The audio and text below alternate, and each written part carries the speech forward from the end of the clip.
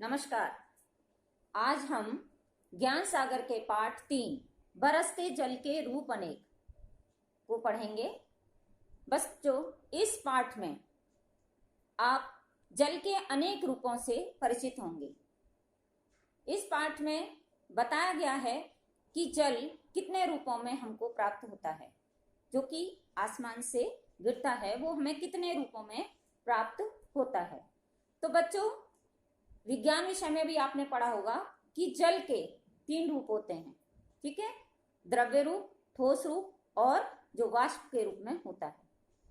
तो इस जल की अवधारणा को बहुत ही सुंदर तरीके से महाकवि जयशंकर प्रसाद ने भी उल्लेखित किया है, अपनी कविता में समझाया है कि नीचे जलता ऊपर हिमता, एक तरल था एक सघन, एक तत्व की ही प्रधानता, कहो उसे जड़ या चेतन। तो बच्चों, आज हम इस पाठ के द्वारा जल की महत्ता को पढ़ेंगे। चलिए तो पाठ का वाचन शुरू करते हैं। आकाश बादलों से ढका था, ठंडी ठंडी हवा चल रही थी। ऐसे सुहावने मौसम में राघव, परमीत, जफर और अमन मैदान में खेल रहे थे। अमन के दादाजी दूर से बच्चों को खेलते हुए देख रहे थे। क्योंकि मौसम सुहावना था तो सब मित्र एक साथ मिलकर मैदान में खेलने चले गए। वे बहुत प्रसन्न थे कि सभी बच्चे आपस में मिलजुल कर खेल रहे हैं। दादाजी बहुत प्रसन्न थे कि सभी बच्चे आपस में सब भेदभाव भुलाकर, सब लड़ाई झगड़े भुलाकर मिलजुल से खेल रहे हैं। गेंद से खेलने का सिलसिला यानी अभी शुरू ही किया था उन्होंने खेलना, तभी अचानक बिजली चमकने लगी। ये देखा आकाश में क्या है, बिजली चमकने लगी, बादल घेर आए, है ना। तो दादाजी ने हाथ हिलाते हुए बच्चों को वापस बुलाने के लिए कहा, ठीक है, संकेत दिया।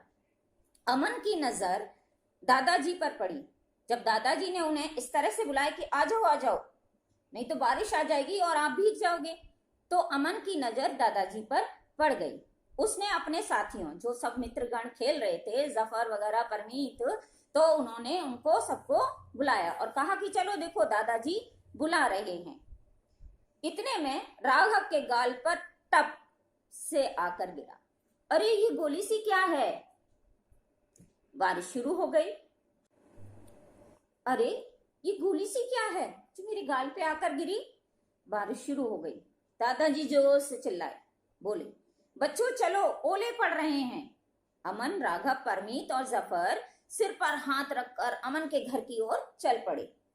दादाजी ने चश्मा उतारा और वे बाहर बरामदे में ही अपनी आराम कुर्सी पर बैठ गए। दादाजी बोले, बच्चों आज बहुत दिन बाद ओले पड़े हैं।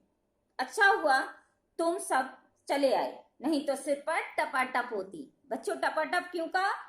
क्योंकि जब ओले गिरते हैं तो उसकी आवाज टप की होती है, टप की तरह से उसकी आवाज होती है। बच्चे दादाजी की बात सुनकर खिलखिलाकर हंस पड़े। ठीक है, कैसी आवाज पर? टपाटप की आवाज पर खिलखिलाकर हंस पड़े।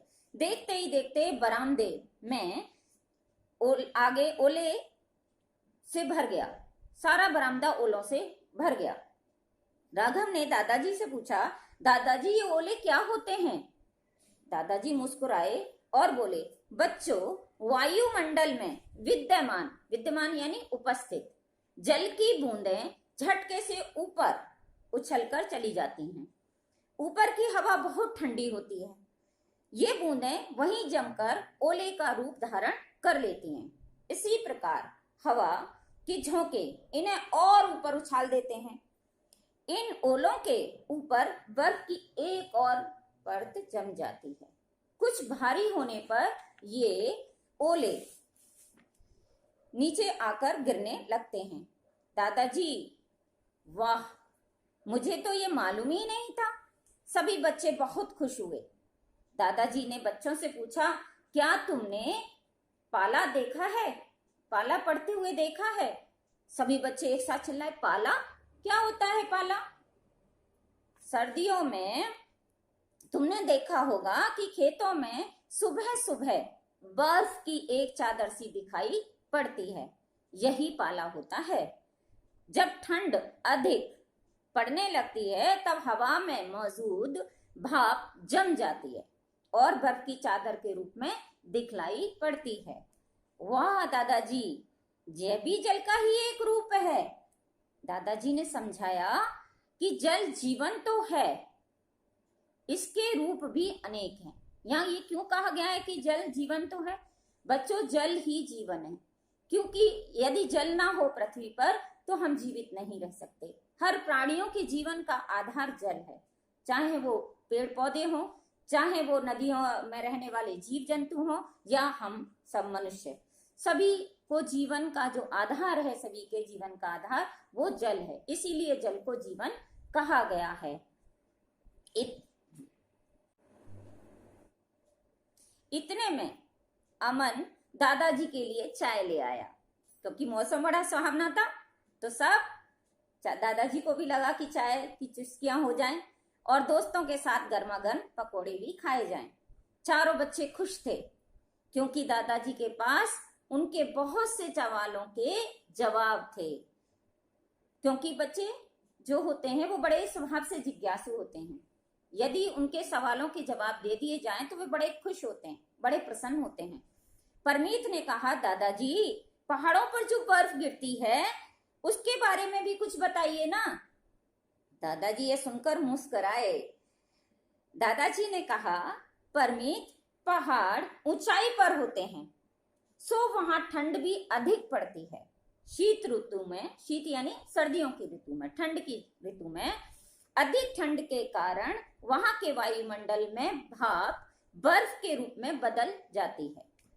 यही बर्फ जब पहाड़ों पर बरसती है तो इसे हम हिमपात कहते हैं। ठीक है, हिम माने होता है बर्फ, पात माने होता है गिरना। ठीक है, तो इसी को ही हम हिमपात कहते हैं, यानी बर्फबारी होना कहते हैं। अब ओले पड़ना बंद हो गया था, हल्की फुहारें सी पड़ रही थी। बच्चे ऐसे सुहावने मौसम में मजे से पकौड़े खा रहे थे और बूंदों की ताल के संग उनका मन मयूर नाच रहा था।